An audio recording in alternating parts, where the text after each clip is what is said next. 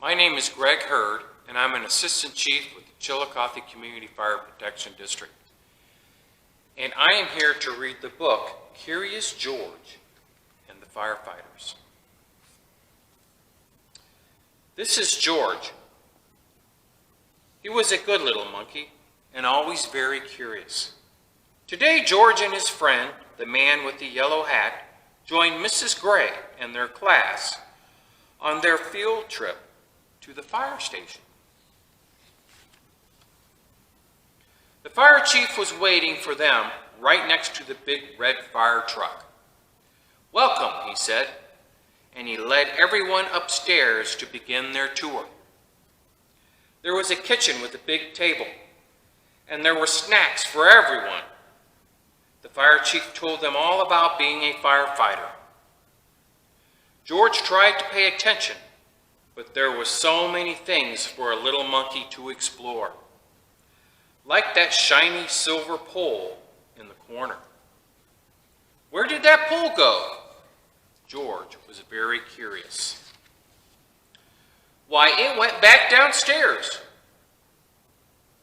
There was a great big fire truck. There was a map of the city. And there was a whole wall full of coats and hats and big black boots. George had an idea.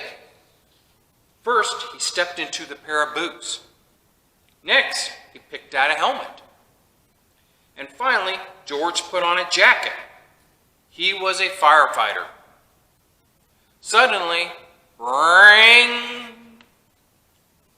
The firefighters all rushed in. "This is not my helmet," said one.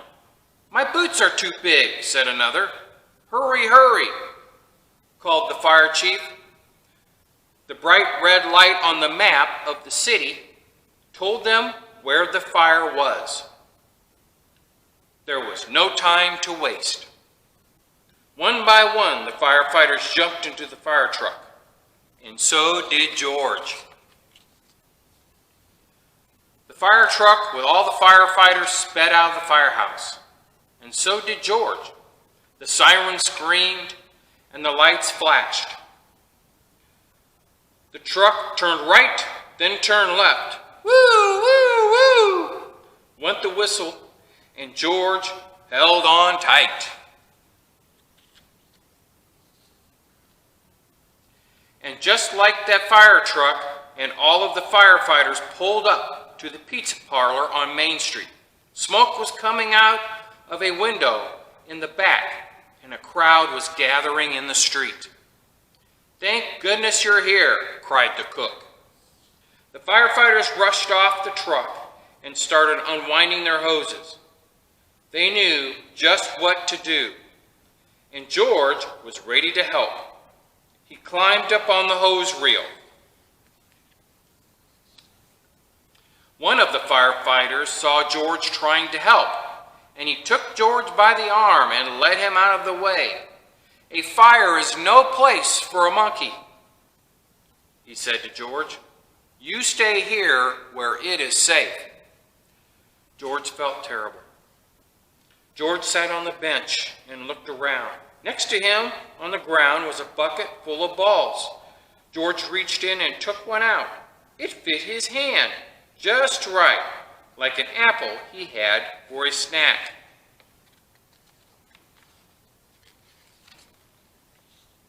A little girl was watching George.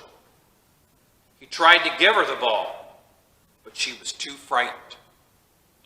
George took another ball and another.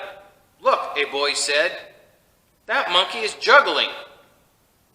The boy took a ball from the cage and tossed it to George, but it went too high. George climbed up onto the fire truck to get it.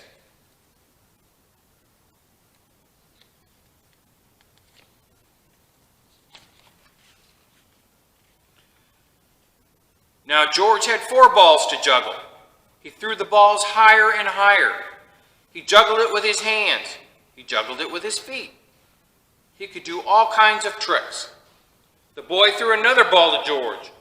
George threw a ball back to the boy. The little girl reached down and picked up the ball, too. Soon, all of the children were throwing and catching back and forth.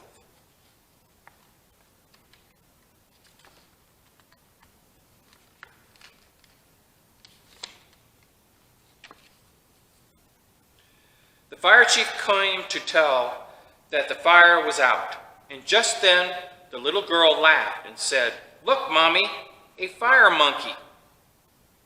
"Hey," called the fire chief, "what are you doing up there?" "What a wonderful idea," the little girl's mother said to the fire chief. "Bringing this brave little monkey to help the children when they were frightened." "Oh," the fire chief said, "well, you're thankful."